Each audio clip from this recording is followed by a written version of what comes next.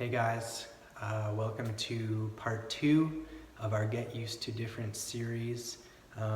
If you were at youth last week or you checked out the video, last week we talked about how Jesus has the authority to teach us and to call us to follow him.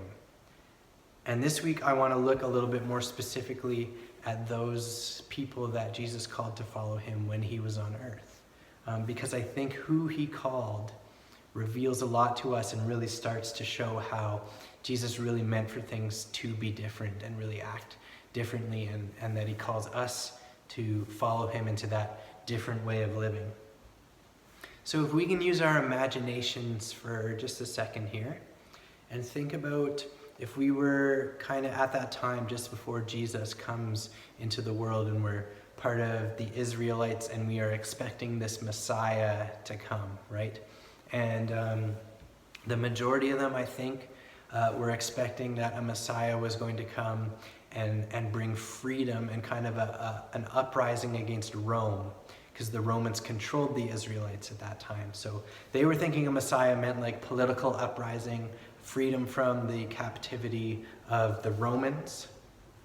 And so if we have that expectation in mind, and then perhaps, continuing to use our imaginations, perhaps we hear that this Messiah is here, what kind of people would we expect this Messiah to call to follow him?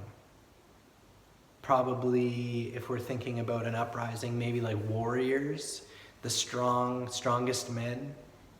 You might think that perhaps he's looking for the highly educated, the brightest among the people. You might think that he's looking for the holiest or the most religious among the people. You might even think that he's looking for royalty, right? Just the best, the brightest, the highest among us is probably, I think, what we would expect if we were like, the Messiah's here and he's calling people to follow him. I think we wouldn't be too far off on guessing that. Now, let's look at who Jesus actually calls, because there's a big difference, and we're getting used to different in this series, okay? So the first section is Mark chapter 1, verses 16 to 20, okay? This is what it says. It says, "One day as Jesus was walking along the shore of the Sea of Galilee, he saw Simon and his brother Andrew throwing a net into the water, for they fished for a living," okay? They were fishermen. Jesus called out to them, "Come follow me, and I will show you how to fish for people." And they left their nets at once and followed him. A little farther up the shore, Jesus saw Zebedee's sons, James and John, in a boat repairing their nets. He called them at once, and they also followed him, leaving their father Zebedee in the boat with the hired men. Okay, so here's 4 disciples that Jesus calls, and they are all fishermen. All right, so fishermen, not like the highest level job, not terrible, but maybe not what we would expect. Next section is in Mark chapter 2, and it's verses 13 to 17. It says, "Then Jesus went out to the lakeshore again and taught the crowds that were coming to him. As he walked along, he saw Levi, son of Alphaeus, sitting at his tax collector's booth. 'Follow me and be my disciple,' Jesus said to him. So Levi got up and followed him. Later, Levi invited Jesus and his disciples to his home as dinner guests, along with many tax collectors and other disreputable sinners." And then in brackets it says, "There were many people of this kind among Jesus' followers. But when the teachers of religious law, who were Pharisees, saw him eating with tax collectors and other sinners, they asked his disciples, 'Why does he eat with such scum?'" Very kind of them to ask. Why does he eat with such scum? When Jesus heard this, he told them, "Healthy people don't need a doctor, sick people do. I have come to call not those who think they are righteous, but those who know they are sinners." Okay, interesting. Interesting that right away we see that many of Jesus' followers had a reputation for being sinners. A reputation for being sinners. And tax collectors were probably very hated among the Israelites, okay? They kind of saw tax collectors as traitors because they were working for the Roman government and kind of taking money from their own people. So not the most loved profession to have, and yet Jesus calls Levi, and Levi follows him. And then finally in Mark 3, verses 16 to 19, we see the list of the 12 he chose. And we don't know the background on all of his disciples. We don't know what jobs they all came from. But there's one in here that's listed that we'll talk about, and another one that kind of has some significance, and then we'll look at what this all means, okay? So 16 to 19, Mark chapter 3. These are the 12 he chose. Simon, whom he named Peter, James and John, the sons of Zebedee, Andrew, Philip, Bartholomew, Matthew, Thomas, James, son of Alphaeus, Thaddeus, Simon the Zealot, and Judas Iscariot, who later betrayed him. Okay, just looking at Simon, who is described as a zealot.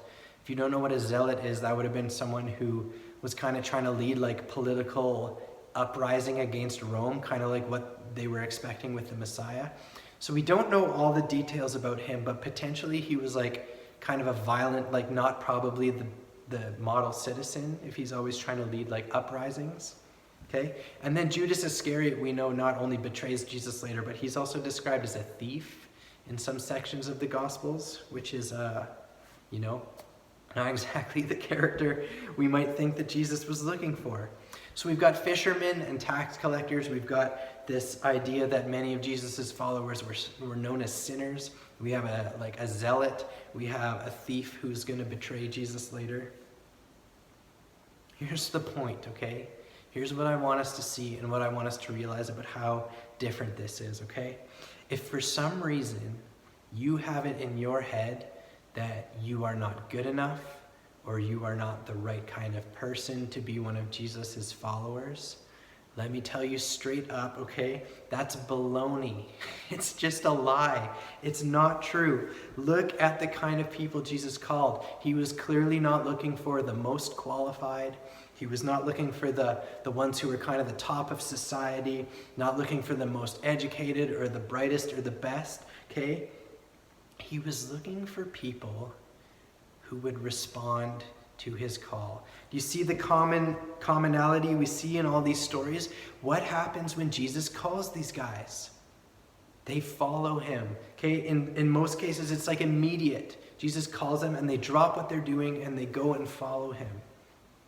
He's not looking for the best among us. He's looking for those who will respond to his call, who will say yes, who will even drop everything to follow him. He's looking for those who are humble, right? Those who are willing to follow, those who are willing to be taught. So I know lots of you watching this have probably made that decision. You've said, I am going to follow Jesus. For those of you who haven't, and you know in your heart whether you have it or you haven't, maybe you've been pretending that you have, maybe you're just not sure, but if for some reason you have it in your head that like you can't do that because you're not worthy enough, or you're just not like the right kind of person, guys, let me tell you, those are lies. Those are not true. You can make that decision right now to respond to that call, and that is the kind of person that Jesus is looking for. He's looking for those who will respond to his call, who will say, yes, I will drop everything and I will follow you. You can make that decision. If you haven't yet, you can make it right now. Okay? Doesn't matter about your past, doesn't matter who you think you are. All that matters is that you respond and say yes. And then you can follow Jesus into this amazing, different way of living that we're going to continue to look at in the next coming weeks. Okay? So if you haven't made that decision, you have the chance to do that right now.